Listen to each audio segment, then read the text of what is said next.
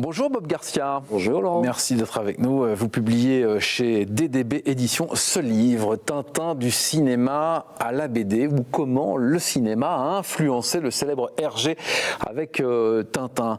C'est un livre assez intéressant parce qu'en fait finalement c'est quelque chose qu'on n'a jamais abordé sur l'histoire d'Hergé, l'influence du cinéma. C'est ça l'idée de départ? Exactement, c'est en filigrane, ça a été abordé dans quelques biographies. À chaque fois on dit ah oui tiens, il aurait pu ressembler à Hitchcock sur certaines de ses BD, certains de ses plans.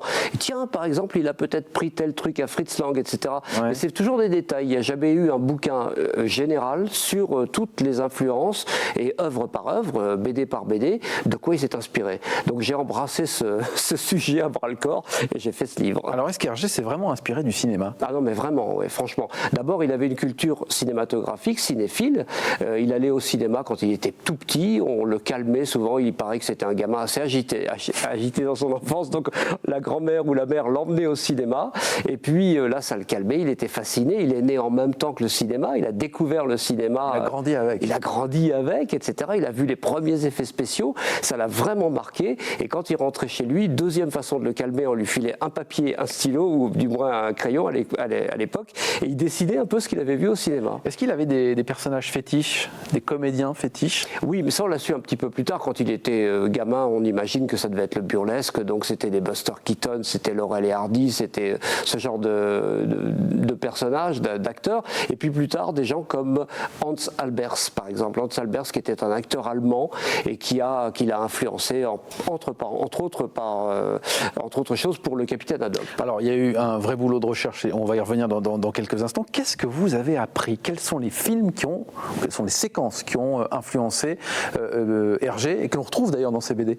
Tout le burlesque déjà. Franchement, avant la guerre, tout le cinéma burlesque, on le retrouve en des séquences entières dans les bandes dessinées de Tintin.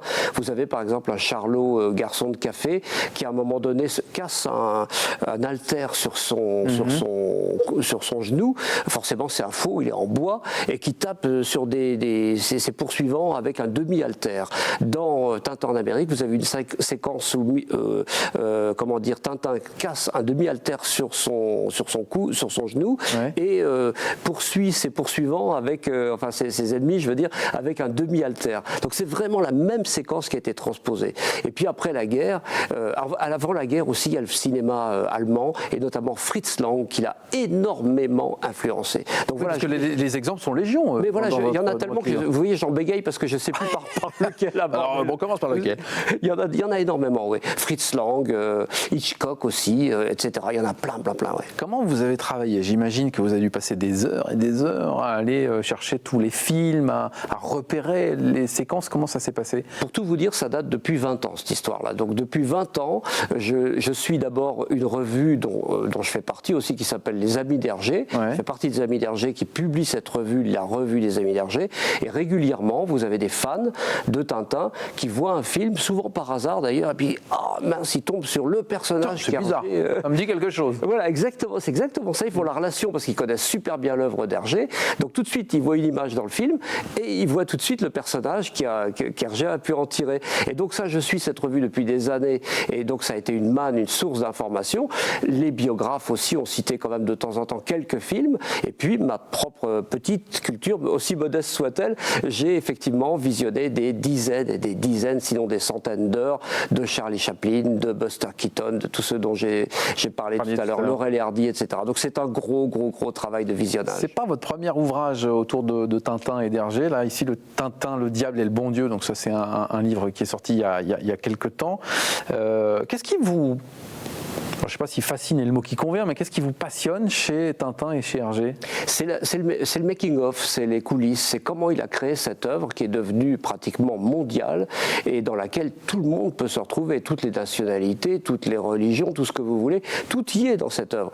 Et du coup, ça m'interpelle, j'ai voulu essayer de comprendre comment on arrive à un tel résultat. Alors, je ne suis pas tintinophile au sens où, vous savez, les gars qui pas toute une collection chez vous, dans votre bureau, non, c'est pas votre truc. ça m'intéresse absolument pas. Par contre, je suis prêt à payer des sommes folles pour essayer de retrouver quelque chose dont Hergé s'est inspiré. C'est ce processus de création qui m'intrigue, qui m'interpelle. C'est tombé sur Hergé comme ça aurait pu tomber sur Victor Hugo ou sur, je sais pas, qu'un musicien de jazz quelconque. Et l'histoire du lien avec le cinéma, ça c'est venu comment? À quel moment vous vous êtes dit, alors ça n'existait pas, ou pratiquement pas, mais à quel moment vous vous êtes dit, tiens, il y a quand même des trucs, il faut y aller, il faut creuser un peu? En lisant les biographes et puis en voyant systématiquement revenir des noms comme Buster Keaton, Laurel et Hardy, les Marx Brothers, etc. Donc tout ça, ça m'a intrigué. Et puis après, j'avais vu moi aussi un grand nombre de ces films-là et je me suis dit avec le recul, mais oui, effectivement, il y a telle et telle séquence, notamment dans les Marx Brothers, qui rappelle telle séquence dans le Sceptre d'Ottokar, etc. Donc c'était pas un déclenchement immédiat, mais petit à petit, avec le temps, une prise de conscience. Sautez sur le livre de Bob Garcia, Tintin du cinéma à la BD, chez DDB Éditions, que voici. Vous allez apprendre plein de choses et ça va évidemment vous faire tilt si vous avez lu les BD de Tintin, et même si vous n'avez pas lu d'ailleurs, vous allez apprendre plein de choses dedans. Alors vous êtes, profitons-en Bob, ce week-end à l'Isle-et-la-Noix pour le salon de la BD. Le Bulle en Or, alors voilà. Excellent salon de la BD avec un très très beau plateau d'auteurs, de dessinateurs. Moi je dessine pas malheureusement, mais je dédicacerai cet ouvrage et les autres. Vous allez dédicacer? Ah, bien sûr. Vous allez signer. On viendra vous rejoindre évidemment, c'est à côté de Lille, l'Isle-et-la-Noix. Et puis un petit mot, tiens, alors sur un autre livre qui n'a rien à voir pour le coup, parce que vous écrivez aussi des romans. Des romans policiers depuis pas mal d'années. Il y a encore beaucoup de relations d'ailleurs entre l'univers tintinophile et l'univers du roman policier, parce que Tintin il est beaucoup plus enquêteur que journaliste dans les histoires. C'est pas faux. Ça c'est le tout dernier. Corpus Delicti. Corpus Delicti, c'est le corps qui manque, le corps du crime. Comment accuser un monsieur, même si on est absolument persuadé qu'il a fortement aidé à faire disparaître son épouse, comment l'accuser, le mettre en prison et quelle peine lui faire subir tant qu'on n'a pas retrouvé le corps. Et là, c'est vraiment un sujet, c'est tout le sujet de ce bouquin-là. Il manque le corps du crime, c'est tiré d'un fait divers réel que j'ai lu dans la presse, vraiment, mais quelques lignes. Hein. Et c'est la chute qui est délirante. Quand vous voyez pourquoi, qu'est-ce qu'ils ont fait? Dire, je ne vais pas raconter, non, mais pourquoi ils ont fait tout ça? Comment on arrive à ce point-là? Ce truc m'a tellement fasciné que j'ai écrit le bouquin, c'est devenu Corpus Delicti. Corpus Delicti, on se délecte évidemment. De Bob Garcia, merci beaucoup d'être venu chez nous et à très bientôt.